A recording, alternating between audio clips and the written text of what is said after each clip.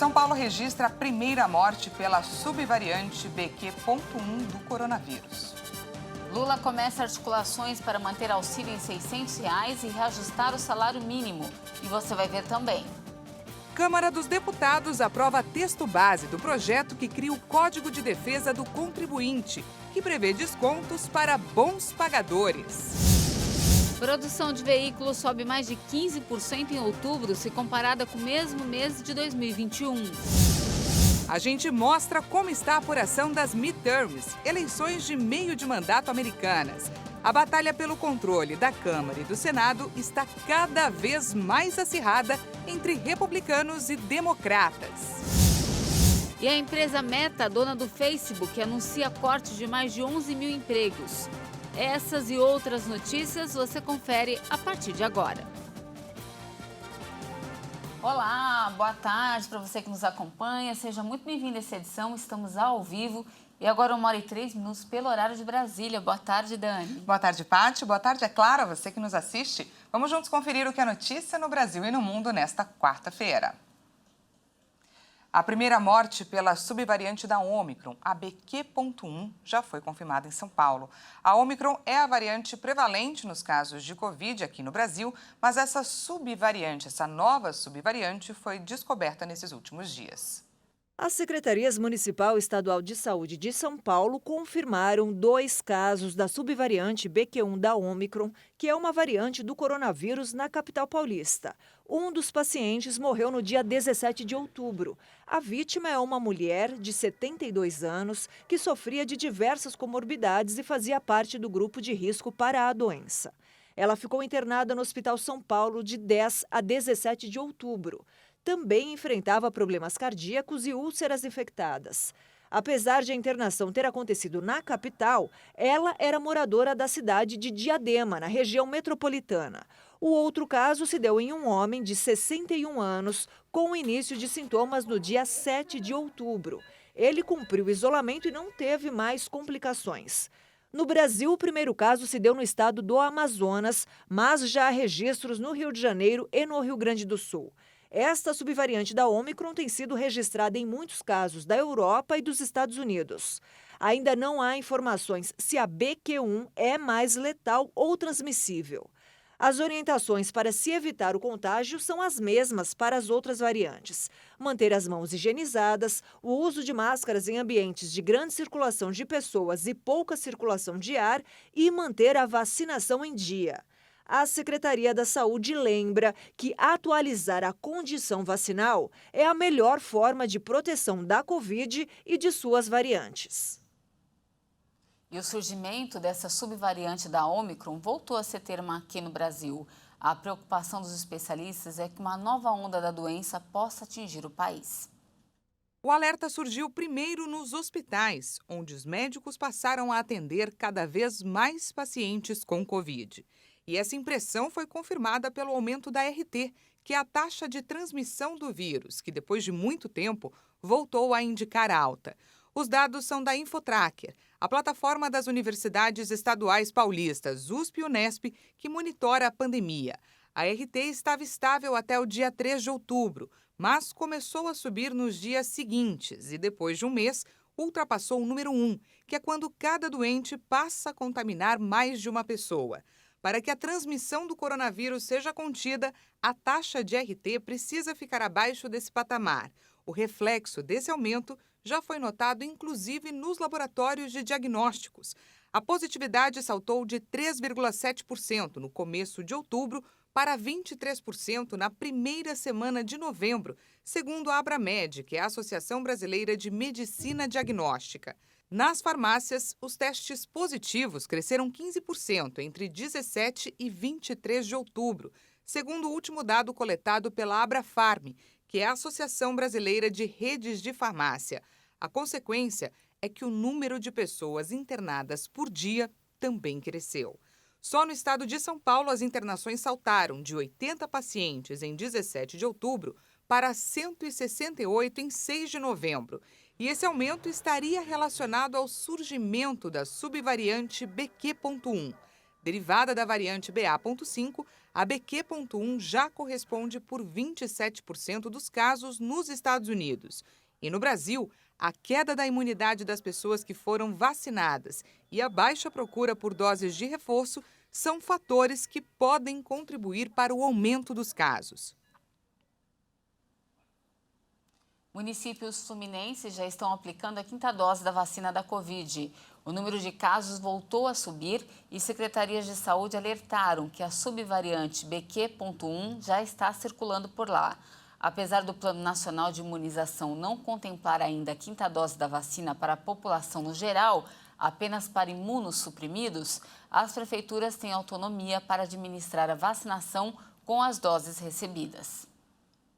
E mudando de assunto, o presidente eleito Luiz Inácio Lula da Silva está em Brasília cumprindo uma agenda de compromissos e também para discutir a transição de governo e o orçamento de 2023. Pela manhã, Lula se reuniu com o presidente da Câmara dos Deputados, Arthur Lira. O vice-presidente eleito, Geraldo Alckmin, também participou.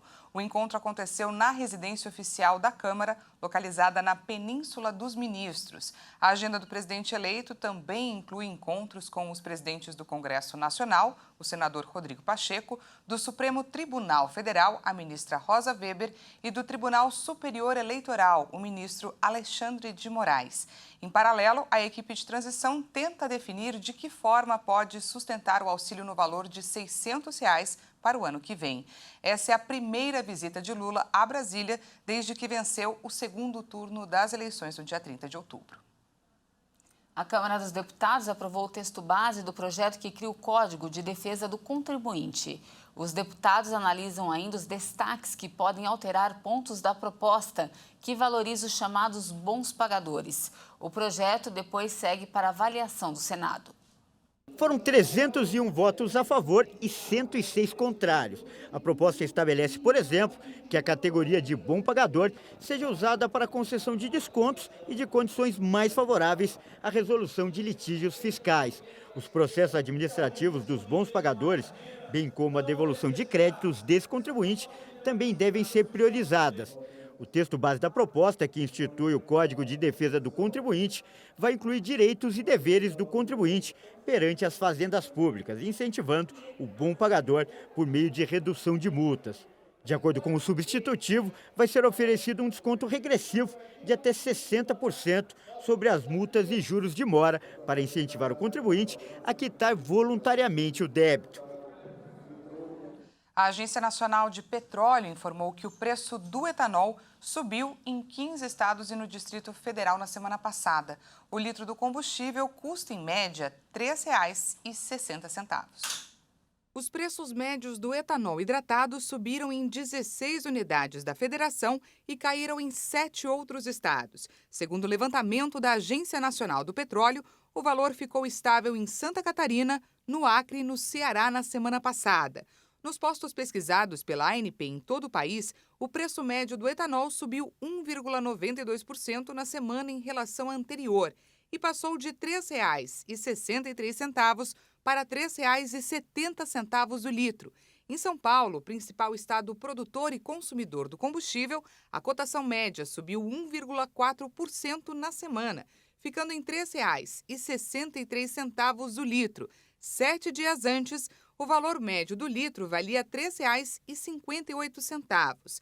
Sergipe registrou a maior queda percentual de preços na semana. Já o Distrito Federal teve o maior avanço no valor. O menor preço do etanol foi encontrado em um posto de Mato Grosso e o menor valor médio estadual foi registrado na Paraíba, enquanto o preço máximo do litro foi verificado em postos do Ceará e o maior preço médio estadual foi observado em Roraima. Já na comparação mensal, o preço médio do biocombustível no país subiu 9,79%. E a produção de veículos subiu em outubro com mais de 200 mil unidades. Segundo a Anfávia, o desempenho é comparado com o total de carros produzidos no mesmo mês de 2021.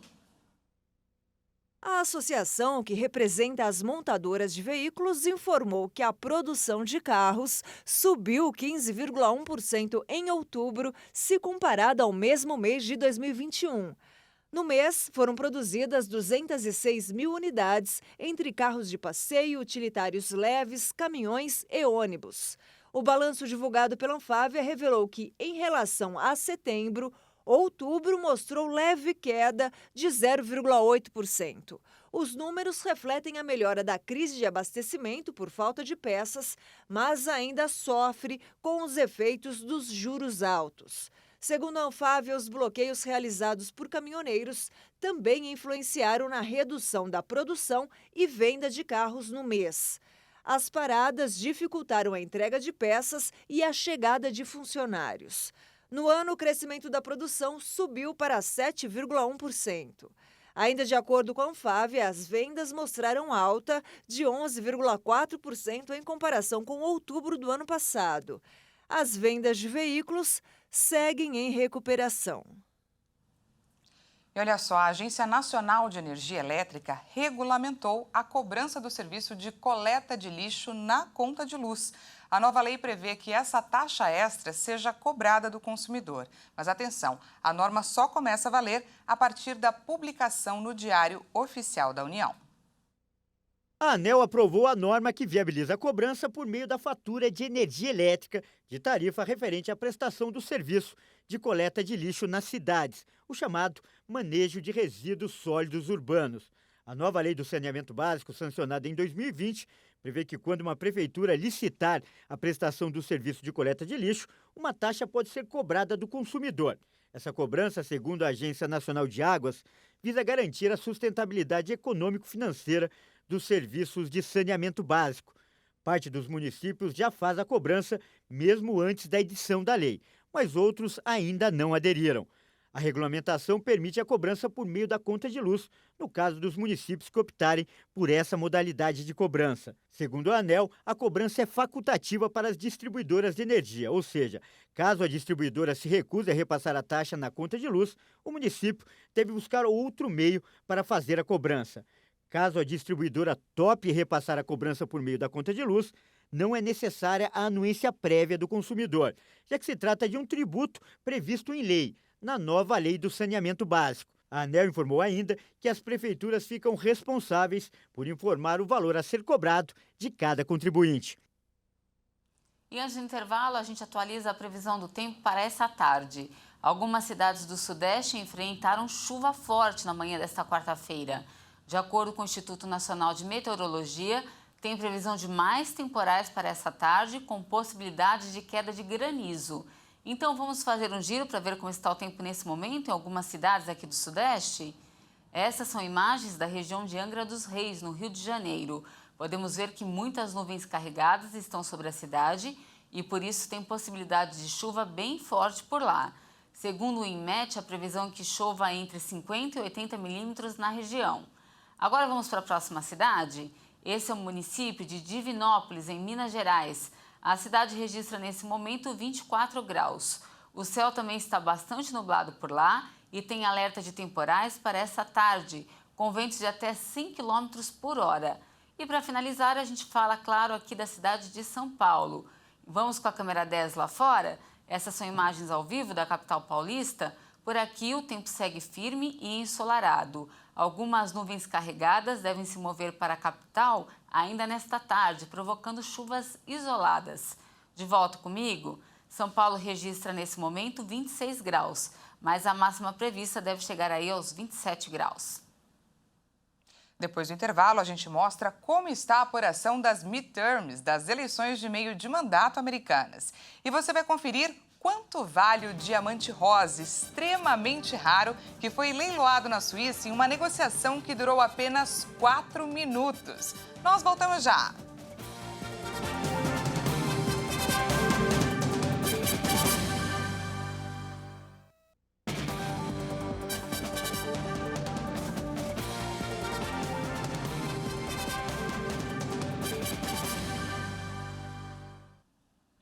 Seja bem-vindo mais uma vez. Estamos de volta ao vivo. Agora são 13 horas e 19 minutos pelo horário de Brasília. E a gente volta com uma triste notícia. Morreu hoje a cantora e compositora Gal Costa, aos 77 anos, uma das maiores vozes da MPB. A artista recentemente deu uma pausa nos shows para passar por uma cirurgia. A causa da morte ainda não foi divulgada. Baiana, de Salvador, ela foi considerada uma das maiores cantoras da história da música brasileira. Foram 57 anos de carreira, iniciada em 1965, quando apresentou músicas inéditas de Caetano Veloso e Gilberto Gil. Recentemente, Gal lançou uma turnê com o show As Várias Pontes de uma Estrela, em que relembrava os grandes sucessos dos anos 80 do cancioneiro popular da MPB.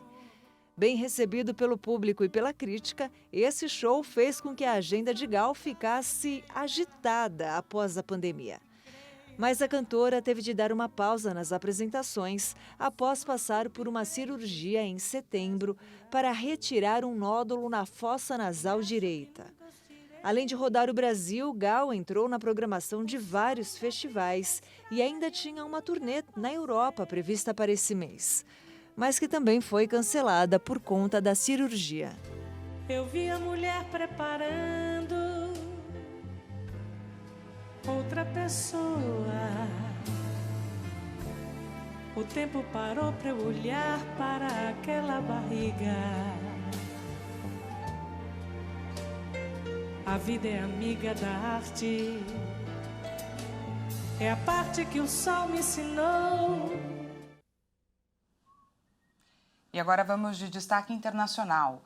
Os resultados das eleições de meio de mandato nos Estados Unidos estão sendo divulgados aos poucos, mas a grande onda vermelha esperada pelos republicanos ainda não se concretizou. As últimas projeções apontam que das 435 cadeiras na Câmara, os republicanos têm 199 contra 174 dos democratas. Isso, Dani. No Senado, 35 das 100 cadeiras estão em votação e as projeções indicam empate. E se esse resultado se concretizar, quem dará o voto de desempate será a vice-presidente Kamala Harris. O controle do Senado e da Câmara é decisivo para o futuro de Joe Biden na sequência do mandato. Vamos ver. O futuro do governo de Joe Biden está em jogo nesta quarta-feira, depois de uma madrugada tensa, na qual a esperança de uma onda vermelha sonhada pelos republicanos não se concretizou. O Partido Republicano conquistou vitórias na votação de terça, mas não parece ter capitalizado a rejeição generalizada ao governo de Biden nas eleições de meio de mandato.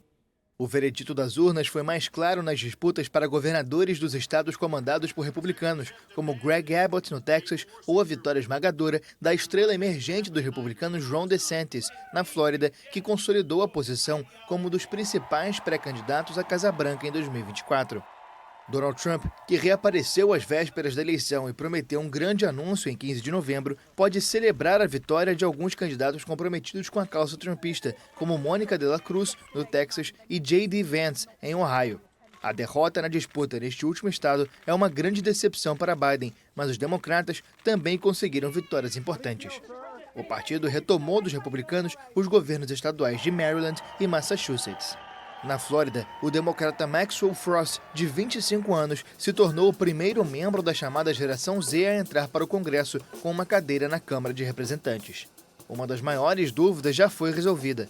Na Pensilvânia, os democratas conquistaram uma cadeira potencialmente decisiva com a vitória de John Fetterman contra o candidato trumpista Mehmet Oz, de acordo com a imprensa. Com muitas dificuldades devido ao nível recorde da inflação, Joe Biden pode perder o controle da Câmara de Representantes e do Senado com os resultados destas eleições de meio de mandato, que tradicionalmente são desfavoráveis para o partido que comanda a Casa Branca.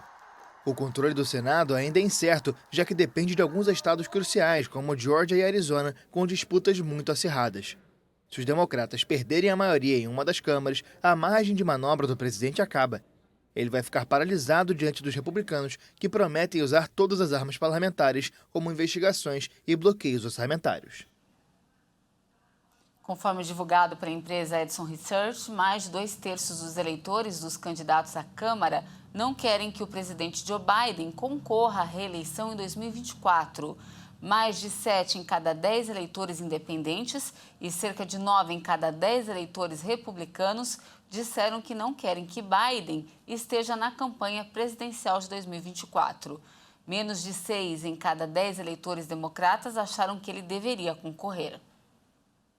E a empresa Meta, que é a matriz de redes sociais como Facebook e Instagram, anunciou nesta quarta-feira a demissão de 11 mil funcionários. O número equivale a um corte de 13% nos trabalhadores do grupo.